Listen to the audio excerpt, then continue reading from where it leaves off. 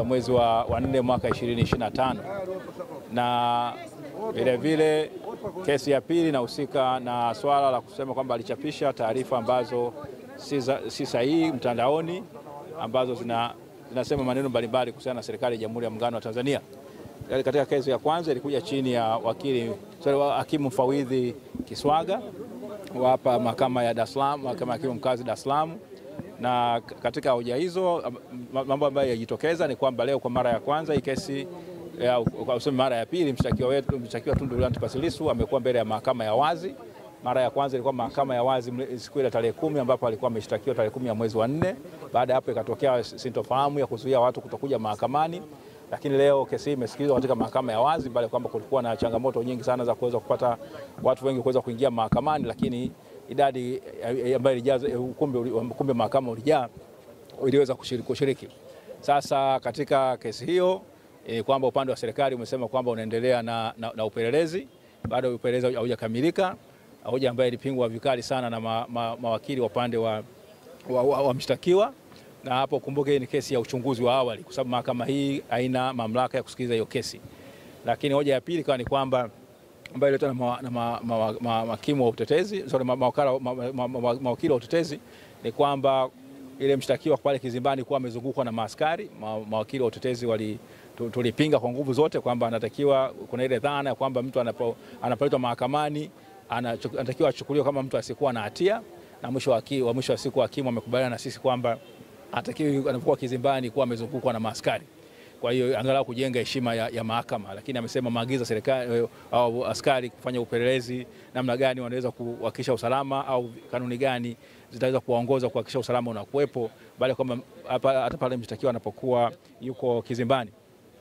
Kesi ya pili, kwa hiyo kesi hiyo baada ya hapo ikawa imeahirishwa hadi tarehe hakimu akatoa agizo kwamba siku ya tarehe 2 ya mwezi wa 6 upande wa mashtaka uje na maelezo sahihi ya kuweza kueleza mahakama upelelezi umefikia wapi. Kwa hiyo tuko hapo, lakini baada ya hapo hakimu alituruhusu kuweza kukutana na mteja wetu kwa nusu saa, kwa sababu ni vigumu sana kwenda kule gerezani Ukonga na kuweza kukutana naye. Kwa hiyo tulipata nafasi ya kuweza kukutana na mteja wetu. Ilikuwa ni changamoto kuweza kuwaweka askari wa magereza watuachie ile faragha ambayo tunahitaji kama mawakili na washtakiwa. Mshtakiwa anatakiwa kuwa nayo. Baada ya hapo kesi ya pili kaitwa ile ya kuchapisha taarifa za uongo. Basi ikawa ile kesi imesikizwa mbele ya hakimu mfawidhi Muhini, na yenyewe ni kwamba upande leo mshtakiwa amefanikiwa kusomewa maelezo ya awali. Amekubaliana tuna vitu viwili, swala kuhusiana na majina yake na ni mkazi wa wapi, na kwamba alishikwa akaletwa, kwamba kuna siku alishikwa akaja mahakamani, kwamba anashtakiwa kwa makosa matatu ya uchapishaji wa habari za uongo, lakini hoja nyingine 8 mshtakiwa amezikataa. Kwa hiyo kuna hoja mshtakiwa amesaini na mawakili wake, tumesaini maelezo kwamba kuna mambo ambayo yanakubalika ni mawili katika yale 10, kwa hiyo mambo 8 yanabishaniwa.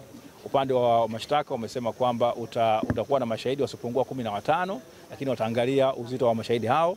Lakini upande wa utetezi tukadai kwamba tupewe ile taarifa ya yule mlalamikaji ambaye alikwenda kulalamika kule polisi, ambaye tumeelezwa kwamba kuna mtu alikuwa anapitia kwenye mitandao akaona hizo taarifa ambazo zimechapishwa na Jambo TV na kwenye YouTube. Basi hakimu ameamrisha kwamba tupewe upande wa mshtakiwa apewe hiyo maelezo ya yule mlalamikaji. Kwa hiyo tunategemea upande wa mashtaka watatupatia hiyo taarifa mapema ili kuweza kutusaidia kuweza kujiandaa.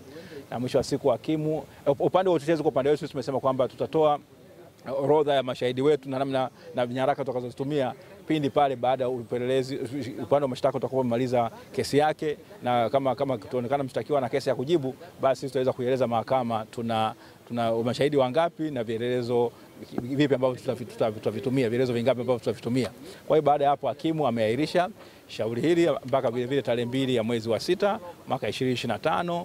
Unadhani utakuwa ni muda wa saa 3 asubuhi. Asante.